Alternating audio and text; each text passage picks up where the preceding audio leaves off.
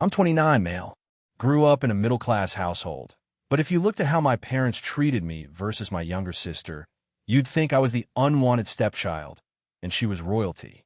I don't say this lightly. I was the afterthought, the backup plan, the kid they had because they thought it would be cute to have one of each. My sister? The golden child, the miracle baby, the princess. Every major decision in our house revolved around her. If I wanted to play baseball, but she wanted to take dance classes, well, guess who got their lessons paid for? If I had straight A's and she barely passed her classes, my parents still threw her a celebration dinner while I got a pat on the back. It became crystal clear as we grew up. She could do no wrong, and I was just there. I tolerated it. I worked around it. But the final straw, when they cut me off financially the moment I turned 18. No warning, no discussion. Just, you're a man now. Time to be independent. Meanwhile, my sister, who is only 2 years younger than me, had her college tuition paid in full, got a brand new car as a study incentive, and continued to receive a hefty monthly allowance well into her 20s. I was pissed, sure, but more than that, I was done. I put myself through college with scholarships, side gigs, and sheer determination. I taught myself everything I could about business, investments, and financial independence. By 25, I had started my own company. By 28, I was a millionaire. Not inherited wealth, not some lucky crypto gamble. I built it from the ground up, and my parents had no idea. They didn't ask about my life because they assumed I was struggling. I never reached out because, well, why would I? They made it clear I was on my own. Then came a phone call. My mother, who hadn't so much as sent me a birthday text in years, was suddenly so happy to hear my voice. It was forced, awkward, and full of fake warmth. I let her talk, waiting for the real reason she suddenly cared. And sure enough, after some forced pleasantries, she got to it. We need help, honey. Things have been difficult. She went on about unexpected financial burdens and how families should stick together. It took everything in me not to point out that when I was 18, they didn't care if I could afford rent, food, or tuition. But now I was family. Then she dropped the real bomb. It's your sister. She's struggling.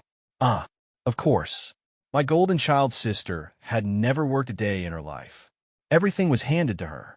And now, when reality finally caught up, they wanted me to fix it, I leaned back in my chair, letting the silence stretch. My mother got nervous. We just need a little help, she pressed. Just enough to get back on our feet. A small loan. I cut her off. How much? A pause. Then, hesitantly, 100,000 should cover the immediate issues. But I laughed. Out loud. I couldn't help it. $100,000? Like it was pocket change? Like it was owed to them? I heard my mother's breath hitch. We wouldn't be asking if we weren't desperate. I seem to remember being desperate once. I said coolly. Didn't seem to bother you then. Dead silence. Then came the excuses, the justifications, the gaslighting, how they had no choice, how they knew I was strong enough to make it on my own, how my sister just needed a little more support because she wasn't as independent as me. Bull. Shit. I let them dig their hole before I shut it down. I'm not giving you a cent. My mother gasped, like I had physically slapped her. Then came the yelling, the guilt-tripping, the emotional manipulation. After all we've done for you, she's your sister. How can you be so cruel?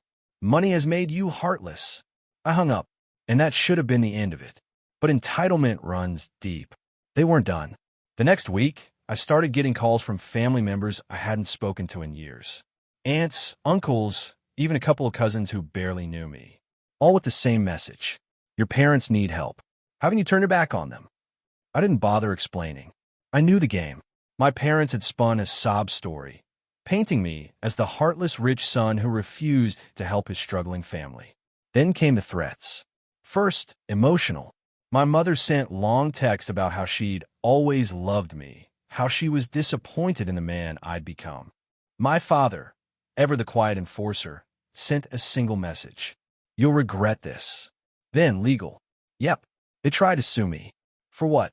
Neglecting family obligations. I nearly choked on my coffee reading that. Apparently, they found a lawyer desperate enough to entertain their nonsense. Of course, it was a joke legally, but the sheer audacity? Oh, they want to play dirty? Fine. I dug. And guess what? My parents were in worse shape than I thought. Not only were they drowning in debt, but my sister, she had fraudulent loans in her name. Loans that, upon closer inspection, had my parents forged signatures all over them. They had been taking out loans in her name to keep up their lifestyle. Illegal as hell. So, I did what any logical person would do. I reported it. To the banks. To the IRS. To any authority that would listen. And then, I sat back and watched the fireworks. Within weeks, my parents' accounts were frozen. My sister was under investigation for fraud, even though she was more a victim than a criminal, but still, their house, heavily mortgaged. With the loans defaulting, the bank came knocking. And then, the cherry on top, my parents actually begged me to fix it. Even after everything, they had the nerve to ask me to bail them out. My mother, who once told me men should stand on their own, was now sobbing about how families should stick together. My father? Silent. Seething. My sister? Oh, she had the gall to call me crying, saying, "You've ruined my life." I didn't feel bad. Not one bit. They made their bed. Now they could lie in it. And the best part? I could have saved them. Easily. But I didn't.